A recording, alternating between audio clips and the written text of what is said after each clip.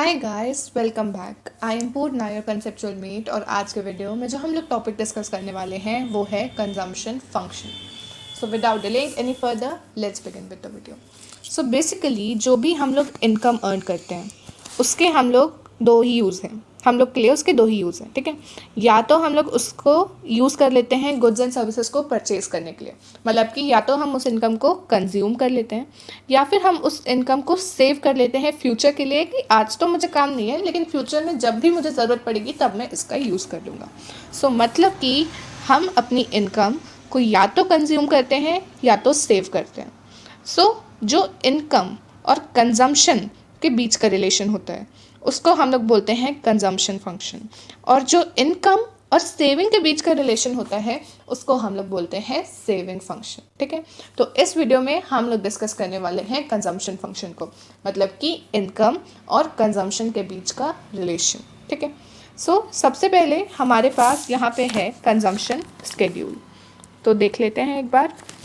तो यहाँ पे हम देख रहे हैं कि जैसे जैसे इनकम बढ़ती जा रही है वैसे वैसे कंजम्पशन भी बढ़ता जा रहा है, क्योंकि हम लोग अपनी लाइफ से भी रिलेट करके देखते हैं कि अगर हम ज़्यादा कमाएंगे तो डेफिनेटली ज़्यादा कंज्यूम करेंगे, है ना। जैसे इनकम बढ़ रही है वैसे कंजम्पशन बढ़ रहा है, इसलिए जो कंजम्पशन फंक्शन, ये कंजम्पशन लाइन है वो अपवर्ड स्लोपिंग है, ये देखिए, है ना। क्योंकि इनकम और कंजम्पशन के बीच में पॉजिटिव रिलेशन है, इसलिए जो कंजम्पशन लाइन है, कंजम्पशन फंक्शन है, वो अपवर्ड स्लोपिंग है। उसके बाद जब हमारी इनकम ज़ीरो है उस केस में भी एक मिनिमम कंजम्पशन है, ठीक है। ये हम लोग ने एग्रीगेट डिमांड में भी समझा था कि जब हमारी इनकम ज़ीरो होती है तब भी कुछ ना कुछ डिमांड होती है, क्योंकि हम लोग बिना कंज्यूम करे ज़िंदा नहीं रह सकते, हमें अपनी बेसिक नेसेसिटीज़ को फुलफ़िल करने के लिए एक्सपेंडिचर करना ही पड़ता है। इसलिए अगर इनकम ज़ीरो भी होती है तब भी हमारा जो कंजम्पशन है वो ज़ीरो नहीं होता, कंजम्पशन कुछ मिनिमम अमाउंट होता ही होता है। तो यहाँ पे ये जो 20 है ना, जो कि हमारा मिनिमम अमाउंट है कंजम्पशन का, उसको हम लोग कहते हैं ऑटोनॉमस कंजम्पशन, मतलब कि जो ज़ीरो लेवल ऑफ इनकम में कंजम्पशन होता है उसको कहते हैं ऑटोनॉमस कंजम्पशन, और उसको हम लोग C* ऐसे डिनोट करते हैं, ठीक है। ये हो गया हम लोग का ऑटोनॉमस कंजम्पशन का कॉन्सेप्ट। और ये जो ऑटोनॉमस कंजम्पशन है ये हम लोग डिस सेविंग से करते हैं, और डिस सेविंग के बारे में मैंने बताया था कि डिस सेविंग्स या तो हम अपनी पुरानी सेविंग्स का यूज़ करके करते हैं या फिर बोरोइंग्स, ठीक है। ये हो गया हम लोग का पहला पॉइंट।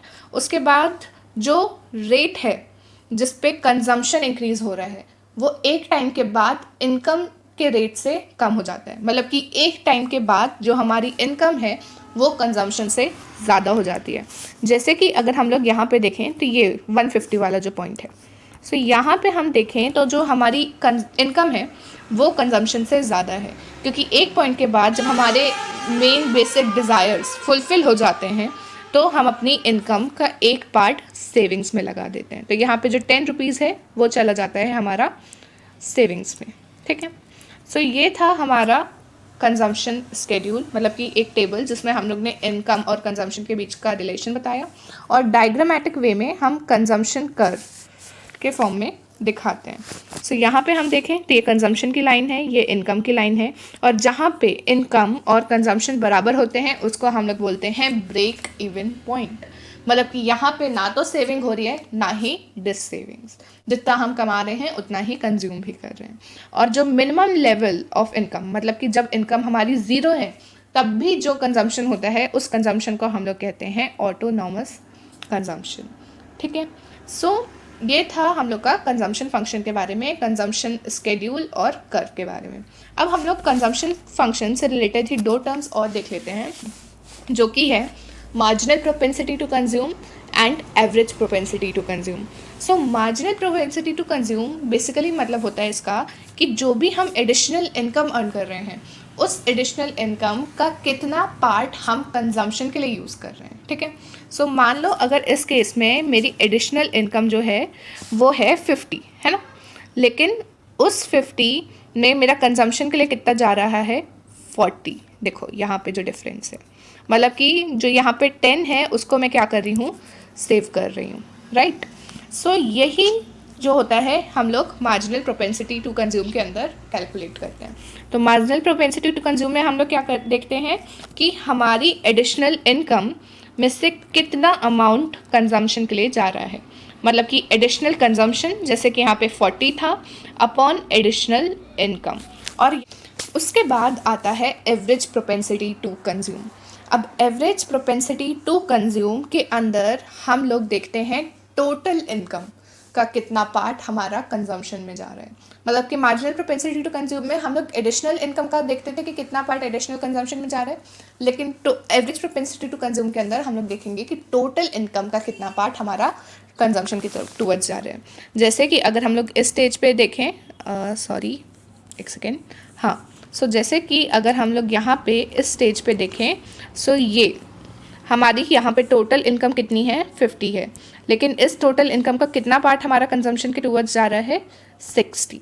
तो ये हो जाता है हमारा एवरेज प्रोपेंसिटी टू सेव।